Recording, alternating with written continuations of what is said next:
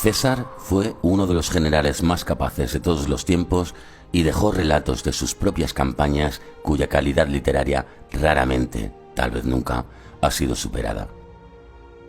Al mismo tiempo, fue un político y hombre de Estado que más adelante asumió el cargo supremo de la República Romana, convirtiéndose en monarca, aunque nunca llegó a adoptar el apelativo de rey. Aunque era extremadamente inteligente y culto, también era un hombre de acción, y es por esa faceta por la que se le recuerda. Sus talentos eran variados y excepcionales, desde su habilidad como orador y escritor, pasando por su capacidad como artífice de leyes y como político, hasta su talento como soldado y general. En su juventud fue un gimnasta hábil que disputaba al simple soldado el premio del salto, de la carrera y del disco cuando ya era oficial superior. Asimismo, era un jinete hábil y fuerte, diestro para esgrimir una espada y muy audaz a la cabeza de sus voluntarios. En él se veía el militar, el soldado inteligente, bravo, experimentado y excelente. Como general de ejército, en el campo de batalla o en cualquier otra parte, procedía siempre con una prudencia extrema. Solo daba el golpe decisivo cuando tenía conciencia de una gran superioridad. Hablaba en público con cierto embarazo y era afectado y torpe en las relaciones sociales. Derrotó a Mitrídates, a Tigranes el Grande, rey de Armenia, y a Antíoco XIII, cuyo reino, Siria, anexionó a los dominios romanos. De esta manera, dobló los ingresos del tesoro e incrementó su fortuna personal. Por ello, adquirió el apodo de Magno, el Grande. Las victorias de César en la Galia reportaron beneficios a la República, en especial a la fortuna y estatus personal de César. En el año 50 a.C. era más rico, poseía una red de amigos y clientes más amplia y podía presumir de logros mayores y más gloriosos que ningún otro senador aparte de Pompeyo. Durante varios años había puesto de manifiesto que pretendía buscar un segundo consulado a su regreso a Roma. Una ley muy antigua, restaurada por Sila durante su dictadura, decretó que debería pasar un decenio entre dos consulados. César planeaba presentarse candidato a las elecciones en el otoño de 49 a.C. para asumir el consulado en enero de 48, 10 años después de haber abandonado el cargo al final de su primer mandato como cónsul. Llegado el momento, nada funcionó como César había previsto. En vez de volver a casa para encontrarse con un segundo consulado, un triunfo galo, los juegos en honor de su hija y un reconocimiento generalizado como igual de Pompeyo, como uno de los dos hombres más destacados de la República, regresó transformado en un rebelde. Sus adversarios tenían ideas muy diferentes sobre el modo en el que debería retornar, y hubo intentos de negociación, muchas ofertas de soluciones intermedias, pero, al final, resultó imposible llegar a un acuerdo. La obstinación, el orgullo y las sospechas de todos los implicados, así como profundas enemistades personales, contribuyeron a este punto muerto. Se fraguaba una guerra civil donde la mayoría, incluyendo a César y Pompeyo, se vieron arrastrados poco a poco y a regañadientes a una situación en la que concluyeron que ya no les quedaba ninguna otra alternativa aceptable. Pompeyo, ante la rapidez de los soldados de César y el apoyo que recibían, reaccionó ordenando evacuar Roma, acompañado por su ejército y el Senado. En el proceso, no ordenaron llevar el vasto tesoro con ellos, creyendo probablemente que César no se atrevería a cogerlo él mismo. Fue abandonado convenientemente en el templo de Saturno cuando César y sus fuerzas entraron en Roma.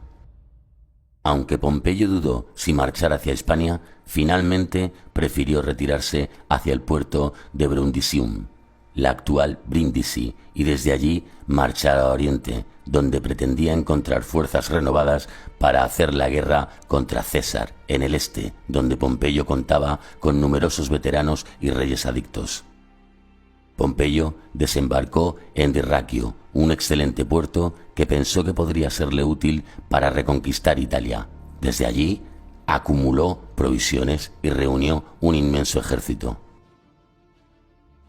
Julio César, con el fin de evitar verse aprisionado, marchó a la península ibérica para acabar con las legiones pompeyanas acantonadas en territorio hispano, legiones que representaban una seria amenaza dado que podían penetrar en cualquier momento en las Galias o en Italia.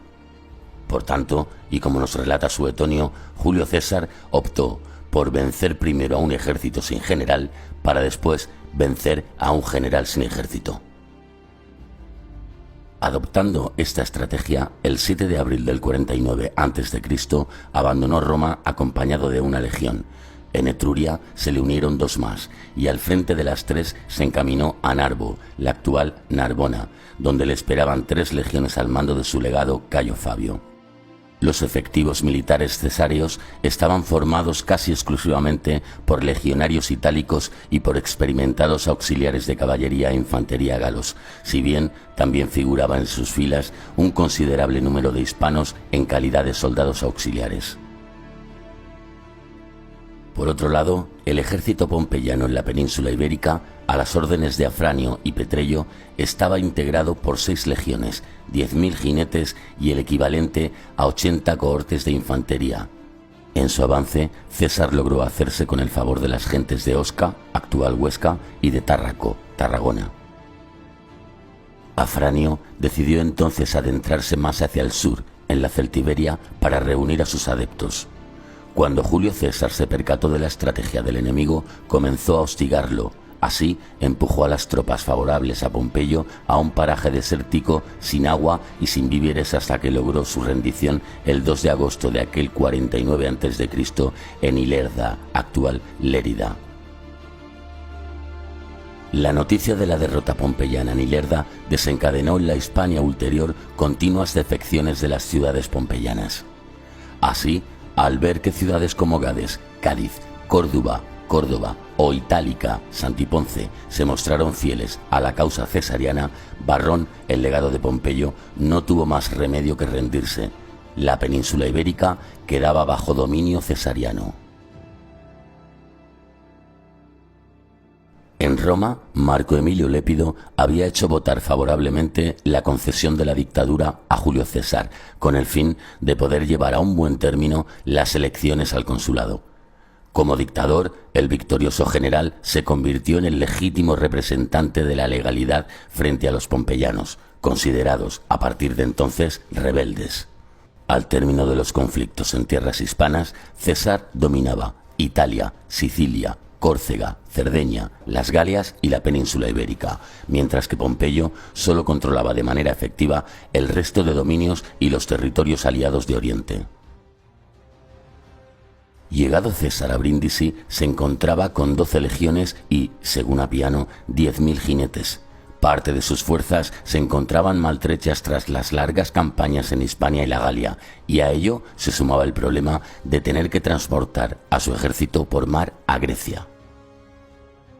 Pese a encontrarse en plena estación invernal, César consideró necesario trasladar inmediatamente el ejército a Grecia, buscando el factor sorpresa. Reunió a todos los hombres que pudo embarcar, 7 legiones y unos 500 jinetes, y partió rumbo al Épiro, quedando Marco Antonio en Brindisi a la espera del regreso de la flota. César llegó sin contratiempos a las costas del Épiro y dio orden a la flota para que regresara rápidamente a Brindisi, pero los pompeyanos la interceptaron y 30 de sus navíos fueron apresados.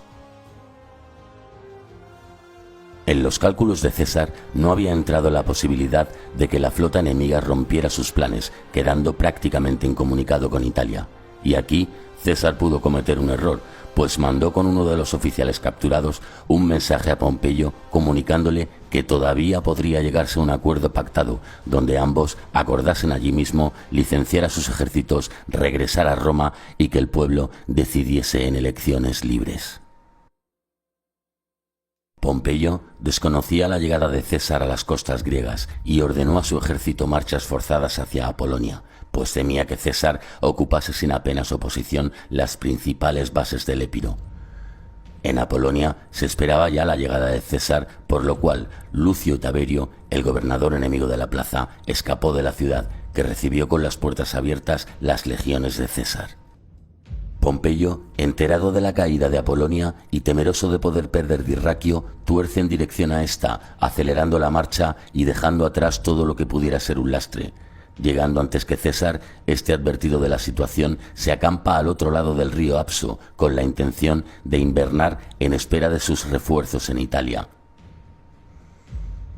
En un primer momento, ambos ejércitos se mantuvieron durante semanas uno frente al otro sin entablar combate en las proximidades del río Apso. Dion Casio nos relata la desproporción entre ambos ejércitos.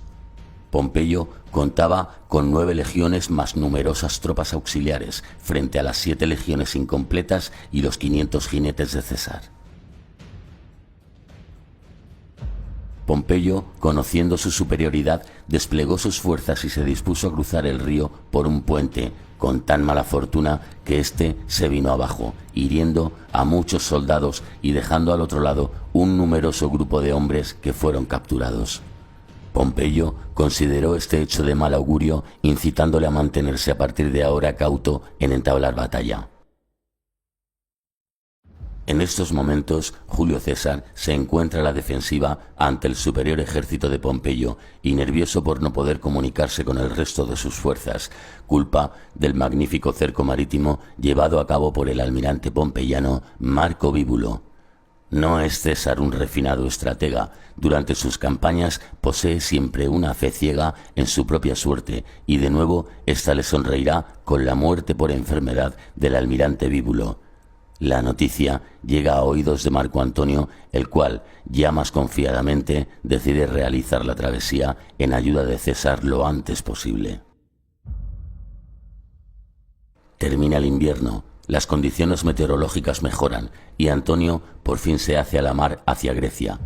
La primavera del año 48 a.C., los dos ejércitos observaron, unos con sobresalto, otros con esperanza, cómo la flota de Marco Antonio asomaba en la costa rumbo al norte y con fortuna llevada por los fuertes vientos, los cuales impidieron el combate de los pesados navíos de transporte de tropas con la flota más ligera y numerosa de Pompeyo.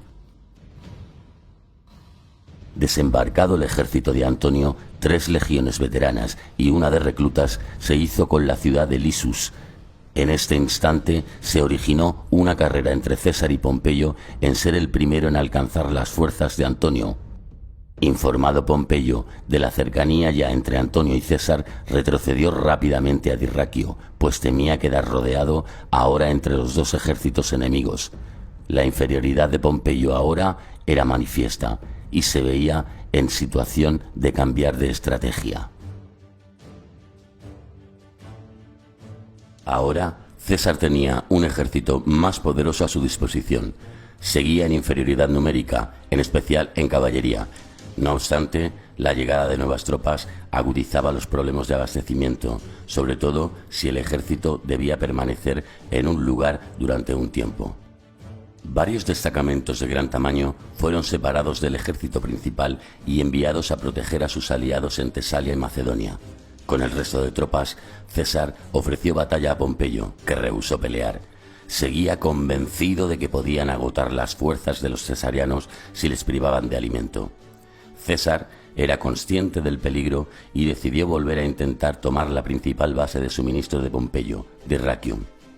En esta ocasión logró llegar allí antes que el enemigo, aunque no con la suficiente rapidez para hacerse con la ciudad y sus provisiones, por lo que plantó el campamento entre Dyrrachium y el ejército pompeyano, que tomó posiciones en una colina llamada Petra, que daba a un puerto natural.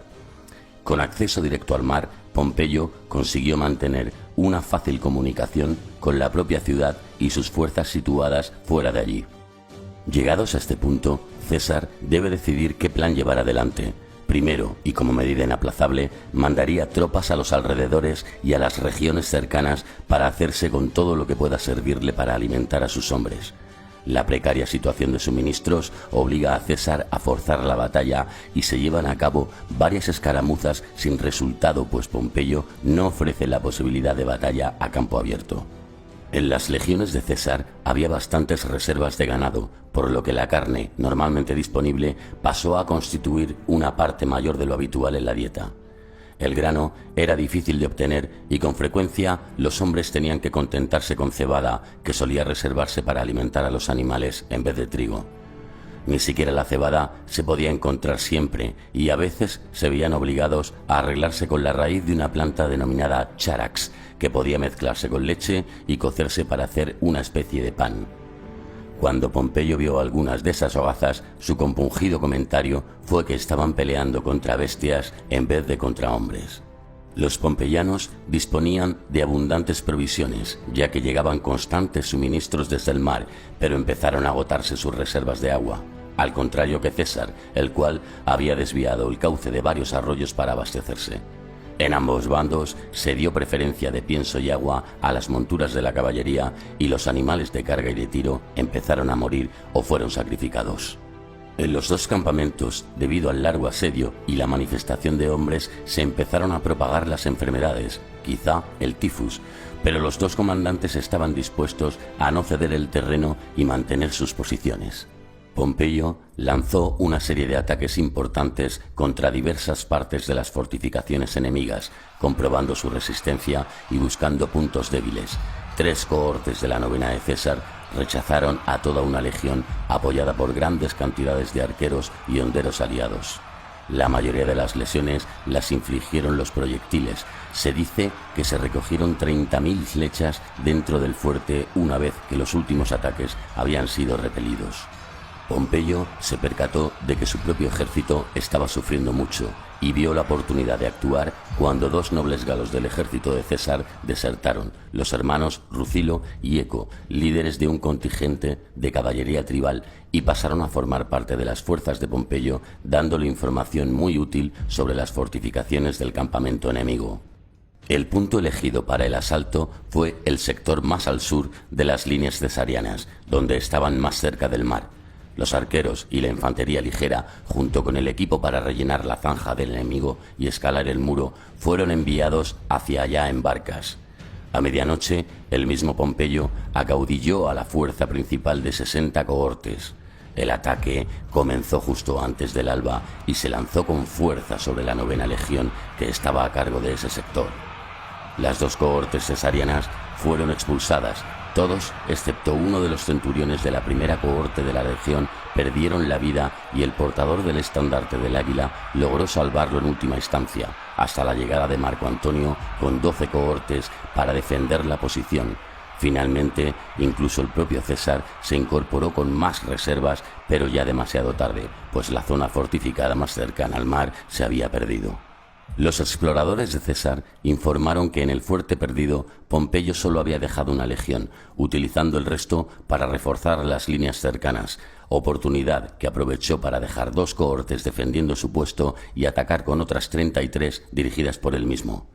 En un comienzo, el asalto por sorpresa tuvo su efecto y los legionarios se apropiaron del fuerte, pero en el interior del mismo se había construido otra empalizada y las fuerzas de César se vieron entre 2 defensas atrapados, ya que Pompeyo, tras conocer el ataque, rápidamente mandó a sus 5 legiones ocupadas en construir defensas.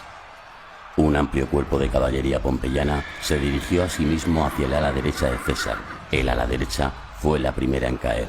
Pero cuando los hombres lo vieron, el resto de la fuerza atacante también comenzó a escapar. Algunos soldados quedaron atrapados en las zanjas que rodeaban el campamento cuando las cohortes salieron en desbandada y cada hombre trataba de abrirse paso. El ataque había terminado en un costoso fracaso. César había perdido 960 soldados, 32 tribunos y centuriones y otros oficiales de rango superior. Los pompeyanos capturaron 32 estandartes como símbolo de su éxito, junto con varios prisioneros. Pompeyo se contentó con repeler el ataque y no intentó asaltar las líneas cesarianas pese a la euforia de sus hombres y el deseo de continuar la batalla. El propio César declaró: «Hoy la victoria habría estado en manos de los enemigos si hubieran tenido a quien supiera vencer». 1 hora o 2 antes del amanecer, César partió con sus tropas, dejando atrás solo a 2 legiones que formaron la retaguardia. Sabía que su propósito se habría frustrado, pero estaba resuelto a asegurarse de que la campaña finalizara en victoria. Cuando se propagaron las noticias de la derrota de César en Dyrrachium, algunas comunidades decidieron que sería una equivocación apoyar a un líder que parecía que iba a perder la guerra. En Gonfi, la ciudad cerró las puertas y rehusó admitir a sus hombres. César se negó a tolerar esta provocación. Su ejército entró en la ciudad al asalto, fue saqueada y los soldados mataron, violaron y desvalijaron a voluntad, algo que ya le funcionó a César en la Galia como advertencia para otras ciudades que pudieran correr la misma suerte. Dyrrachium supuso una victoria para los pompeyanos y un ánimo eufórico en todos sus oficiales. Afranio aconsejó usar el poderío naval de vuelta a Roma para tomar la ciudad. Domicio propuso perseguirles y destruir al enemigo lo antes posible, ahora que estaba falto de moral. Pero Pompeyo prefirió seguir de cerca a César, suprimiéndole de víveres, lo cual creó cierto descontento en sus oficiales por su falta de decisión. Tras la victoria, estos se encontraban llenos de orgullo y ambición, preocupándose más de futuros cargos y posiciones que de la propia campaña. Pompeyo esperó a que llegara Escipión para reforzar con sus legiones antes de avanzar hacia Tesalia para enfrentarse al enemigo. Era principios de agosto y los dos ejércitos hicieron maniobras el uno frente al otro a la manera habitual de la guerra de aquella época. Los pompeyanos estaban acampados en una colina y Pompeyo les ordenó desplegarse en la pendiente que había delante, invitando a César a atacar en posición de desventaja. La situación del suministro había mejorado mucho, pero César seguía reacio a mantener a sus tropas en una localización demasiado tiempo a menos que hubiera una buena razón para quedarse. Este pulso se prolongó varios días hasta que, en la mañana del 9 de agosto, dio la orden de levantar el campamento y alejarse, esperando encontrar una ocasión mejor para batallar en otro lugar. Cuando ya estaban en marcha, les sorprendió observar que el ejército de Pompeyo avanzaba, descendiendo la pendiente hacia la llanura abierta. Aunque parte de su propia columna ya había formado para emprender la marcha, César ordenó que se detuvieran y declaró: «Nosotros debemos ahora diferir la marcha y pensar en el combate, como siempre lo hemos deseado. Estamos preparados para combatir, no hallaremos después fácilmente una ocasión como esta». Estaba a punto de producirse la mayor batalla de la guerra librada por ejércitos comandados por los generales más capaces de aquellos tiempos. Apiano nos cuenta que César pasó la noche realizando sacrificios a Marte y a su antepasada Venus y prometió erigir un templo en Roma para la diosa si vencía. La llanura de Farsalia era amplia y despejada y cerrada por un lado por el río Enípeo. Pompeyo desplegó su ejército, situando a su flanco derecho sobre el río. Una pequeña fuerza de 600 jinetes constituía en este flanco. Junto a ellos estaba la fuerza principal, 11 legiones desplegadas en la acostumbrada triplex Acies. Las mejores legiones fueron divididas entre los flancos y el centro, la primera y la tercera. Las dos, que una vez habían luchado con César, defendían ahora la izquierda de la línea.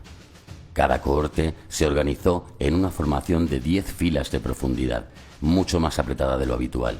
Este tipo de formaciones hacía más difícil que los hombres de la fila frontal se dieran a la fuga, es decir, ayudaba a los soldados a soportar el estrés del combate.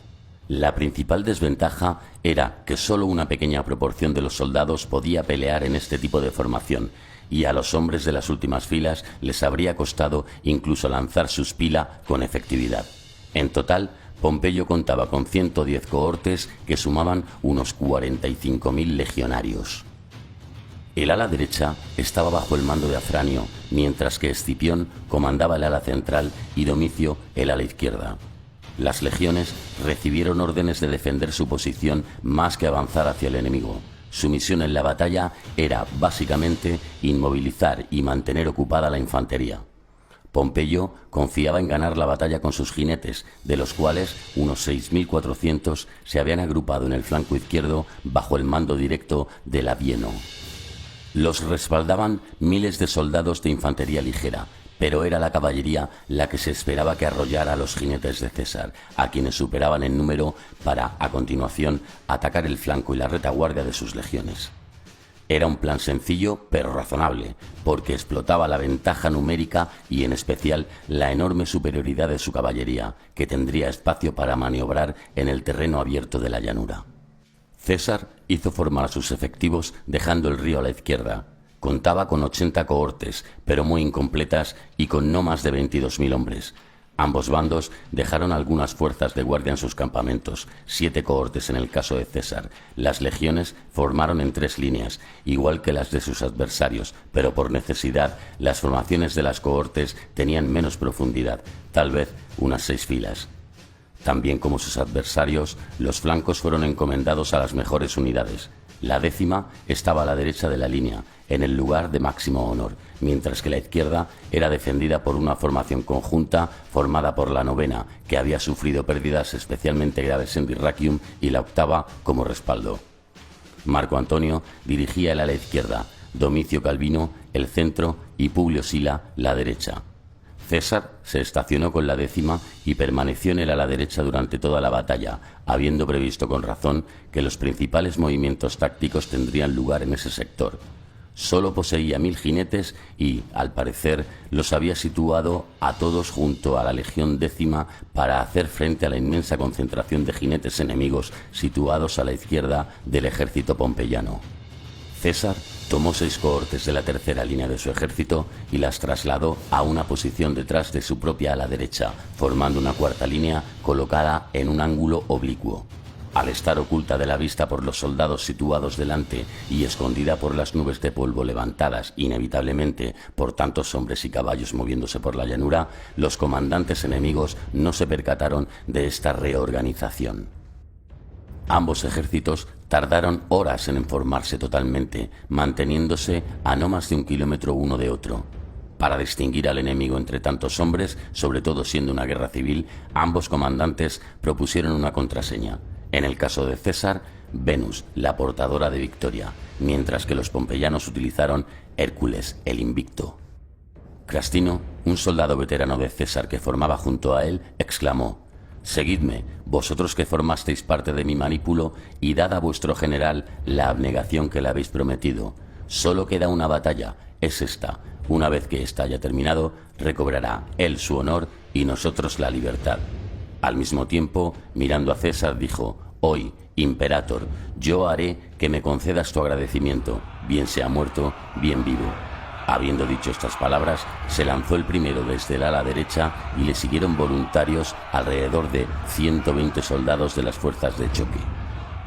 La infantería cesariana avanzó en orden, caminando a un paso firme y regular para mantener la formación.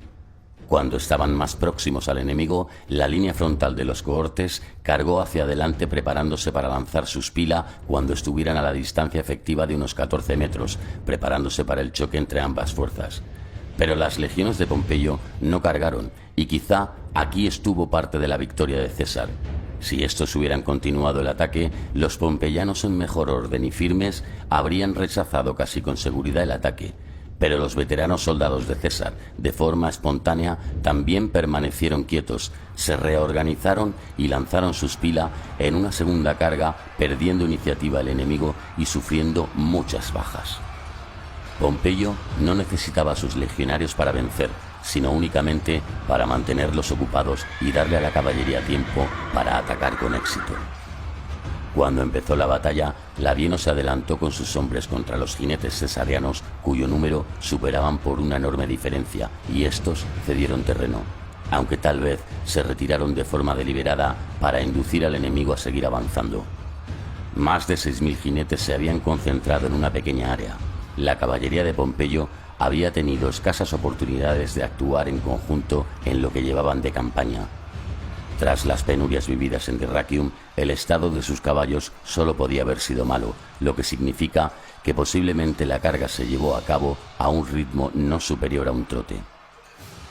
Cuando la caballería avanzó e hizo retroceder a los jinetes de César, parece que el orden desapareció cuando tanto los hombres como las monturas se dejaron llevar por la emocionante sensación de poder que sentían por la próxima presencia de tantos compañeros.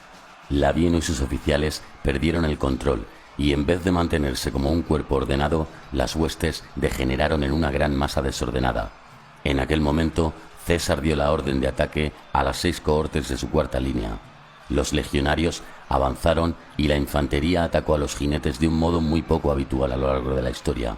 sostuvieron sus pilas en las manos y los emplearon como lanzas de cuerpo a cuerpo. Los hombres de Labieno habían perdido el orden y el ímpetu. Puede que frenaran porque estaban tratando de recuperar el control antes de lanzarse contra el flanco de la infantería de César.